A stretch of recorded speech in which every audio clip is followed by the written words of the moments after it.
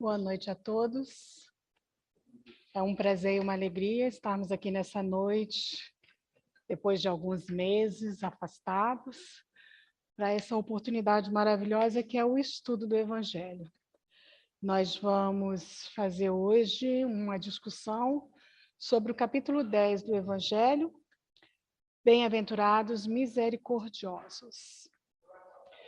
Bem-aventurados misericordiosos, porque eles obterão misericórdia. É assim que começa o capítulo 10 do Evangelho segundo o Espiritismo, com essa passagem de São Marcos, capítulo 5, versículo 7.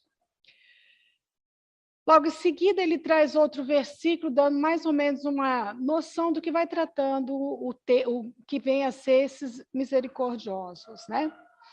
Se perdoardes os homens as faltas que cometerem contra vós, também vosso Pai Celestial vos perdoará os pecados. Mas, se não perdoardes aos homens quando vos tenham ofendido, vosso Pai Celestial também não vos perdoará os pecados. Também está em Mateus, no capítulo 6, versículo 14 e 15. E, se contra vós pecou vosso irmão, ide dizer-lhe que sentir a falta em particular. A sós com ele, se vos atender, tereis ganho vosso irmão. Então, aproximando-se dele, disse-lhe Pedro: Senhor, quantas vezes perdoarei a meu irmão quando houver pecado contra mim? Até 7 vezes? Respondeu-lhe Jesus: Não vos digo que perdoeis até 7 vezes, mas até 70 vezes 7 vezes. Também está em Mateus, e esse versículo é o versículo 18, capítulo 15, 21 e 22. A misericórdia é um sentimento de pesar, de caridade, que é despertado na gente pela miséria alheia. Então, é aquele sentimento que a gente tem frente à dor e ao sofrimento que o outro está passando. É uma piedade, uma compaixão que a gente sente pelo próximo. É o perdão que a gente concede quando nos ofendem por algum motivo. Então, entendido o que é misericórdia, a gente vai escutando? Tem que falar mais alto. Entendido o que é misericórdia, a gente vai dividir esse versículo do Sermão da Montanha em duas partes. Primeira parte, nós vamos pegar a parte bem-aventurados os que são misericordiosos. Nessa primeira parte, Jesus está dizendo que são bem-aventurados. O que quer dizer bem-aventurados? Quer dizer que estes são os felizes, são os gratificados, são aqueles que terão a felicidade, a alegria, a boa-ventura, a sorte. Então, ser misericordioso, de acordo com o Sermão da Montanha, este trecho do sermão, é ser agraciado, cheio de boas sorte, de tudo que é bom. Então, ser misericordioso é uma coisa boa, que Jesus nos esclarece. O Evangelho segundo o Espiritismo, ele vai dizer que a proposta de Jesus, ao nos conclamar a misericórdia, é uma proposta abençoada, e somente aqueles que se identificam com o sentimento de colaboração é que conseguem perceber a misericórdia relacionada com a caridade e aplicá-la no seu dia a dia. Então, isso é um movimento muito profundo, né? Porque a misericórdia ela precisa ser sentida, é um sentimento que promove envolve a gente da forma que faz com que a gente tenha a vontade de auxiliar, de servir o outro. Quando Jesus disse isso, ele estava dizendo que todo aquele que é misericordioso também é brando e pacífico, porque a misericórdia sem a brandura não é misericórdia. Então, quando a gente consegue perceber esse sentimento como um sentimento de amor ao outro, como um sentimento de auxílio ao outro, ele vem junto com a brandura, com a docilidade, com o amor, com a paz que nos acompanha, que acompanham aqueles que já introjetaram esse sentimento, aquela paz íntima, aquela paz interior. Humberto de Campos, ele nos diz que os misericordiosos são aqueles que compadecem de todos, justos e injustos, bons e maus, pobres e ricos, porque ele percebe que todos, em algum momento da sua existência, há de precisar de auxílio, há de precisar de socorro, de amparo. Então, ele reconhece em todas as pessoas, de qualquer jeito, a necessidade de misericórdia. Então, quem são os misericordiosos? São os bons? Os misericordiosos são todos aqueles que têm compaixão pelo próximo. São todos aqueles que reconciliam, são todos aqueles que perdoam. Estes são os misericordiosos de acordo com Jesus, de acordo com a doutrina espírita, de acordo com o Evangelho segundo o Espiritismo. E aí a gente, então, vai entender a segunda parte do verso. A primeira do verso é bem-aventurados que são misericordiosos, né? Que são felizes aqueles que praticam a compaixão. E a segunda parte, porque eles obterão a misericórdia. Então, quer dizer que aquele que pratica a compaixão vai obter também a compaixão, vai obter também o auxílio, vai obter também o socorro quando necessitado. Né? E aí Humberto de Campos vem nos dizer que quando a dificuldade nos visita, quando a luta bate à nossa porta, aquele que é misericordioso recebe o apoio e a colaboração de que necessita. Ora, nós temos aí, bem claro, uma lei natural, que é a lei de causa e efeito. Eu pratico bem e eu recebo o bem. Né? Então, nesse versículo aí, neste verso do Sermão da Montanha, a gente consegue perceber com clareza a lei de causa e efeito. O que essa lei nos diz? Ela nos diz que todas as vezes que a gente pratica uma ação, a gente recebe aquela ação que a gente mandou de volta para nós, na mesma proporção e intensidade que a gente mandou. Então, se a gente fez o bem, nós vamos colher o bem. Se a gente fez o mal, nós vamos colher o mal. Porque as energias do universo voltam para a gente, tudo circula, tudo envolve nessa energia de ida e vinda. Então, Jesus, há 2000 anos atrás, já nos falava dessa necessidade de perdoar, dessa necessidade de fazer o bem, porque ele sabia da existência dessa lei e ele sabia que o bem feito a outrem é o bem que volta a nós mesmos. Então, quando a gente pratica a caridade, a misericórdia, nós estamos praticando e vivendo, na realidade, a lei, uma lei natural, imutável e justa, que é a lei de causa e efeito. Todo aquele que beneficia é beneficiado. Só por isso que a gente tem que ser misericordioso? Não. A gente precisa ser misericordioso, porque a misericórdia está envolta pela caridade, pelo amor ao próximo e pelo perdão. E são características que os espíritos evoluídos, e nesse processo de evolução, precisam adquirir. Então, nós precisamos desenvolver essas características de espíritos evoluídos. Por isso, nós precisamos praticar a benevolência, o amor, o perdão, e isso é ser misericordioso. Então, aquele que é misericordioso também é caridoso. Não tem como não ser caridoso sem ser misericordioso.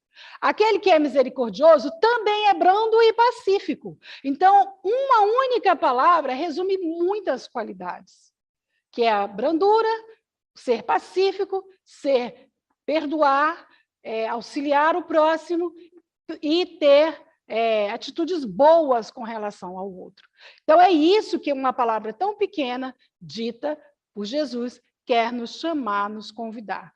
E aí a gente diz, mas então eu faço bem e recebo o bem, e eu estou exercendo uma lei que rege o universo, corretamente. É só assim? Não, existem outras leis. E eu também não sou obrigado a fazer, porque Deus é tão bom e é tão justo que Ele me dá a oportunidade de escolher. Eu não quero ser, eu não preciso ser. Só que tudo que eu faço, eu tenho que assumir a minha responsabilidade pelo feito ou pelo não feito. O nome disso é livre-arbítrio. Então, essa é uma das formas, é um dos instrumentos que a justiça divina nos permitiu para que a gente aprendesse a desenvolver algumas dessas características necessárias ao nosso desenvolvimento moral e espiritual.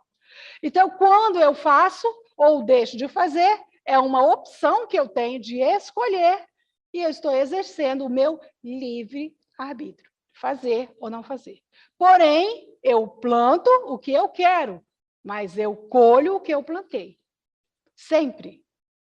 Então, se a gente não tem o cuidado de observar o que está semeando, a gente, na hora da colheita, vai colher a dor e o sofrimento. Por isso é importante a gente entender essa lei, porque não é só uma questão de fazer, mas é pela responsabilidade que a gente adquire ao fazer algo, ou ao deixar de fazer algo. Né? Então, é esse o compromisso. Mas a misericórdia de Deus é tão grande, tão maravilhosa, tão magnífica para com as suas criaturas, que além do livre-arbítrio, ele também nos deu a reencarnação, que é a oportunidade de nós renascermos e recomeçarmos, e refazermos os nossos passos, corrigindo aqueles nossos erros. Com isso, a gente rompe com aquela ideia do pecado, do inferno. Por quê? Porque nós somos espíritos em processo de aprendizagem, espíritos que estamos caminhando no processo evolutivo. Somos ainda crianças, que estamos sendo alfabetizados na lei do amor. E enquanto nós não aprendemos, a gente ainda tem a oportunidade de recomeçar. Por isso, Deus usa da sua misericórdia para conosco, por meio destas leis que são imutáveis, e estas leis têm instrumentos que nos auxiliam nesse processo evolutivo. E um dos instrumentos que nós acabamos de dizer agora é o livre-arbítrio e a reencarnação. Tem hora que dá um branco, né? Então, se nós plantamos dor e sofrimento, nós colheremos dor e sofrimento. Porque nós somos os responsáveis pelos nossos próprios plantios. Então, nós recebemos aquilo que a gente mesmo planta. Né? Então, hoje, eu estou plantando o meu amanhã. E também estou colhendo o meu ontem. Então, é interessante. O meu ontem, eu só posso refazer a partir do hoje. Então, não adianta eu ficar olhando para trás. Mas o meu amanhã, eu posso construí-lo de forma menos dolorosa, mais harmoniosa, plantando de forma melhor. Já que a gente já está um pouco melhor, porque quando a gente desencarna, a gente é socorrido pelos mentores espirituais e no processo de análise do que nós fizemos na nossa vida, a gente tem a oportunidade de ter irmãos, amigos que nos orientam para uma próxima vida, para um próximo recomeço, nos ampara, nos auxilia, nos mostra as nossas falhas e as nossas dificuldades. E é aí que a gente vai planejar esse processo para esse novo resgate, para essa nova oportunidade por meio da reencarnação. Então, esta é a misericórdia divina para conosco, ela é muito grande, porque ela nos auxilia e ela reconhece a nossa pequenez, as nossas dificuldades de vivenciar essa lei, e ela nos dá as oportunidades, por meio dos instrumentos criados por essa própria lei, que nos auxiliam nessa caminhada.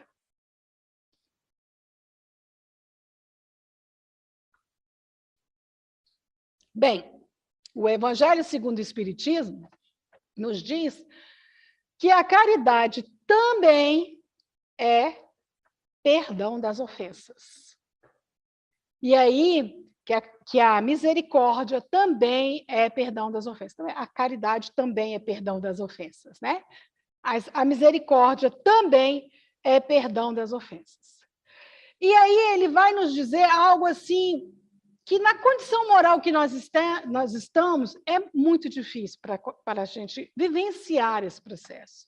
Lá ele está dizendo que o perdão, o esquecimento e o perdão das ofensas é algo destinado e peculiar às almas evoluídas, às grandes almas. Não é o nosso caso.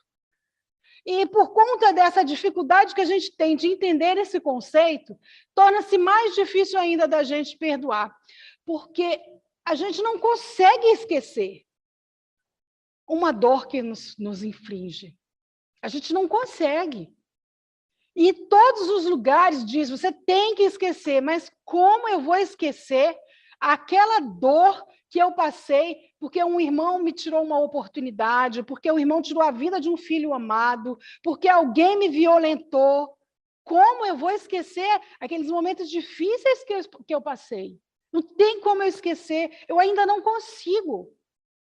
Mas a gente, através das obras espíritas, vem nos discutindo esse assunto, eles vêm nos chamando a atenção para a gente entender o que quer dizer isso.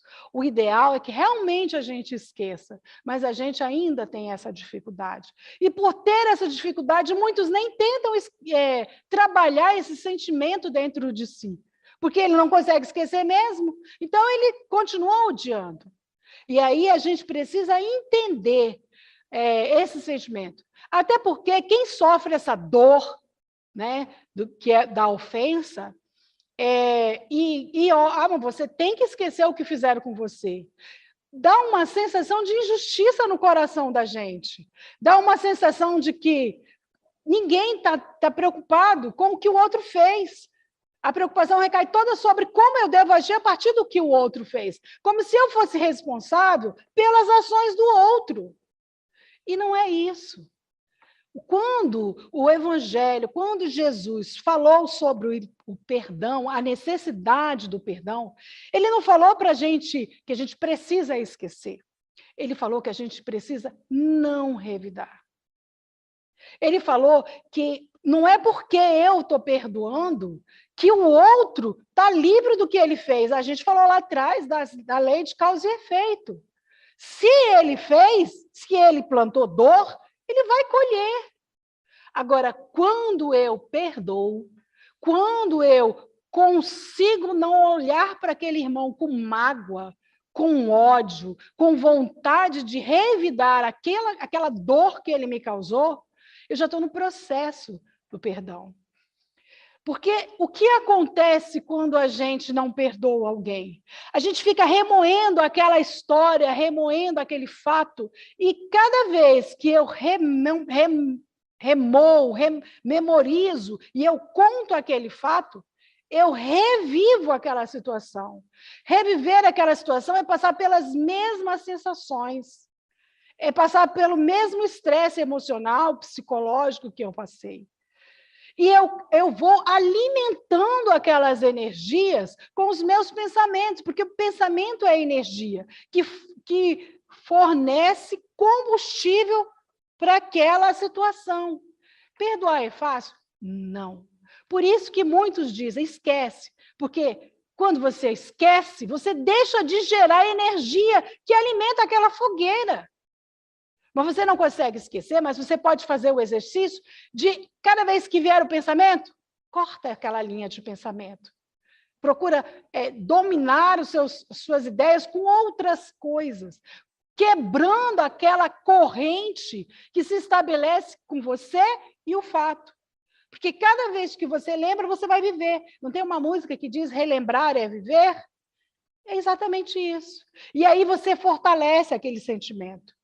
Por isso que Jesus e as pessoas nos orientam a esquecer. Porque, na realidade, não é para esquecer, é para a gente não alimentar aquela energia geradora de dor e de sofrimento, porque cada vez que eu penso, eu ponho mais combustível, aumenta o fogo, quanto mais lembra você põe no fogo, o fogo fica mais forte, fica mais alto, fica mais quente. É isso que a gente tem que cortar. Não é fácil, não. Tem dor e tem sofrimento que nos fere profundamente. Mas se eu faço esse exercício de romper essa cadeia energética e deixar de alimentar e começar a colocar o meu foco em outra situação, em outro caso, eu consigo, aos poucos, ir trabalhando. Perdoar não é conviver com o inimigo. Não é isso. Ah, mas Jesus disse que eu devo dar outra face. Ele disse que você deve não revidar, mas não se colocar em situação de risco. Se ele é uma pessoa potencialmente perigosa, você não vai ficar junto dele para ele te ferir, te magoar, te matar. Então, perdoar também não é voltar a viver com aquela pessoa. Perdoar também não tira do outro a responsabilidade do que ele fez. Ele continua sendo responsável pelo que ele fez. Alguns vão dizer, eu só perdoo se ele me pedir perdão. Eu perdoar, independe dele querer me pedir perdão ou não. Porque quando eu perdoo, eu me desvinculo daquela situação. Eu rompo as energias que me prendem àquela situação. Por isso que eu preciso fazer esse exercício. Divaldo Franco, ele vai nos dizer que perdoar é compreender o outro. Compreender como? Poxa, que razão que ele tinha para fazer? Eu posso até não entender, mas eu posso entender que ele é um espírito como eu, que está na marcha do progresso e que não consegue ainda ser totalmente bom e que oscila entre atitudes más e atitudes boas. Isso é compreender. É eu entender que estamos no mesmo caminho e que se hoje eu não faço isso, eu posso ter feito antes. Que eu já posso ter estado no lugar dele. Então é isso que ele nos fala. Perdoar é não revidar. Perdoar é desvencilhar-se deste irmão que me causou dor. Como eu sei, então, que eu perdoei, já que não é esquecer? É quando eu lembro e eu não tenho as emoções mais envolvidas naquele processo. É quando eu vou contar o caso e eu não sinto mais o meu coração acelerar, meus olhos lacrimejarem, a minha respiração ficar ofegante, nem a minha irritação na voz, nem o tremor na voz. Eu já não tenho mais emoção. Eu até lembro, mas eu conto como um fato qualquer outro fato, qualquer outra história que a gente ouve. A gente não repassa histórias? Quando eu consigo fazer isso, eu alcancei o perdão. Às vezes eu não esqueci, mas eu já não tenho esse rancor. E eu já não sinto mais as minhas emoções vinculadas ao fato, à situação. Então, eu já alcancei. Agora, é um processo lento, que exige disciplina e treinamento. Porque essas energias, elas teimam em voltar. Essas ideias, elas estão ali vivas, porque a gente estuda na doutrina espírita que as ideias têm vida, têm forma, e elas querem continuar vivendo. Por isso eu preciso romper com esse pensamento, para que eu corte essa energia e elas deixem de viver. Então, quando eu consigo fazer isso, eu estou me desvinculando dessa situação. Perdoar é muito mais um ato terapêutico para mim do que para o outro. Porque cada vez que eu lembro daquela situação, meu coração acelera, eu fico nervosa, às vezes tenho dor de cabeça, às vezes eu tenho crise de pânico, de ansiedade. Então, se eu perdoo, está fazendo bem para quem? Para mim mesma. Não é para o outro. Porque às vezes ele nem se deu conta do tamanho da ofensa que ele me causou, do tamanho da dor que ele me proporcionou. Então, quando eu perdoo, eu estou neste processo. Por isso perdoar é difícil. Por isso perdoar é necessário, para que eu não crie vínculo com aquele irmão. né? Para que eu consiga caminhar da agora para frente. Porque aquele que fica preso no passado, ele fica andando para frente e olhando para trás. Como que a gente vai andar para frente, observar as oportunidades que estão surgindo à nossa frente, se eu estou o tempo inteiro olhando para trás? Porque é isso que acontece. Então, este é o convite do perdão. Porque aconteceu, a gente pode até não entender o que levou a acontecer, mas a gente pode entender que ficar olhando para trás nesse processo de caminhar, eu deixo de viver a minha vida hoje, a oportunidade que essa encarnação me deu. Por estar preso ao passado, e dessa forma eu acabo abdicando de ter outra oportunidade de ser feliz. Então, se eu quiser aprender, melhorar, ter mais saúde, eu preciso aprender a perdoar, praticar o perdão, exercitar nas pequenas coisinhas. Porque se a vida nos traz, às vezes, grandes dores, a gente já vai ter treinado nas pequenas coisas do dia a dia. Para que a gente se liberte desta situação. O perdão é tão importante que a ciência hoje já tem estudos que mostram a importância do perdão para a nossa saúde física. O Centro de Pesquisa Hope testou 71 voluntários para tratar destas questões das ofensas, da mágoa, do perdão. E eles chegaram a 5 conclusões. A primeira, aquele que perdoa tem nível de estresse mais baixo, porque a pessoa que consegue perdoar produz menos cortisol. Menos cortisol, menos ansiedade, menos estresse. A outra conclusão que eles chegaram, o coração é mais saudável, porque cada episódio de raiva, de relembrar aquela situação, as suas emoções estão envolvidas, o que acontece com o coração? Aumenta os batimentos cardíacos. Com o aumento dos batimentos cardíacos, a vida útil do coração vai diminuindo. Então, aqueles que têm o coração com batimento mais tranquilo, porque não vive esses sentimentos, ele tem um coração mais saudável. A terceira, redução da dor. Neste grupo, eles perceberam que quem mais tem episódios de dor crônica, com muitas mais situações de dor, são aqueles que não perdoaram. Porque aqueles que perdoaram até têm episódios de dor crônica, mas muito mais espaçado que naquele que ainda carrega a mágoa, a dor e a raiva e o ódio no seu coração. A pressão arterial é mais baixa de quem perdoou. Olha, se ele não vive naquela tensão, naquela descarga energética, o coração dele bate melhor, a pressão dele é mais baixa. O outro tem picos de pressão alta. Então, outro processo que a irritação, o ódio causa na saúde física. Tudo isso faz com que o tempo de vida da pessoa que não perdoou seja reduzido, ao passo que o tempo de vida daquele que perdoou tem maior possibilidade de viver mais. Então, a gente observa que até a ciência já fala da importância do perdão. Já tem provas da importância do perdão, do tanto que faz mal a quantidade de energias negativas, insalubres que a gente carrega dentro de nós, quando a gente está com raiva, com ódio, com mágoa de alguém. O palestrante Jorge Elahá, ele é um palestrante de Roraima, e quando ele fala sobre o perdão, ele diz que o perdão tem 6 consequências. O não perdão, né? O adoecimento físico, que são as dores de cabeça, as enxaquecas, os problemas de estômago, são todos, na grande maioria das vezes, relacionados à falta do perdão.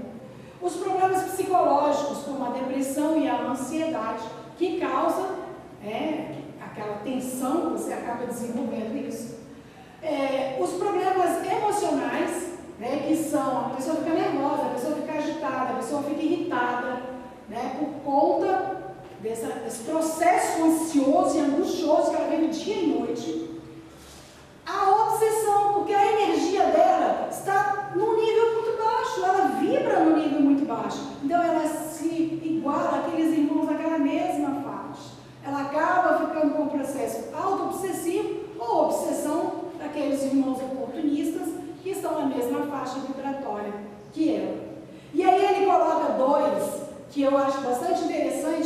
fala que desses é o pior. Aí ele fala que é você reencarnar junto do seu desafeto na sua família. Vai vir como um pai, vai vir como um irmão, vai vir como um marido, vai vir como um filho. E o outro que ele diz, se não funcionar e você não perdoar, o outro é pior ainda. Porque nesse, ele vem na sua família, onde você tem pessoas que te amam. O outro é você na família dele, onde você sai do seu grupo afetivo para um grupo diferente para você aprender a perdoar e amar. Imagine você, junto com o seu desafeto, num lugar onde você não tem afinidade com mais ninguém. Então ele fala, daí a gente precisa desenvolver esta prática do perdão, para que a gente corte esse vínculo e para que a gente siga o nosso caminho. A gente não está fazendo pelo outro, estamos fazendo por nós mesmos, pela nossa saúde física, mental, pelo nosso equilíbrio e, acima de tudo, porque a gente entende e compreende as leis, como as leis funcionam.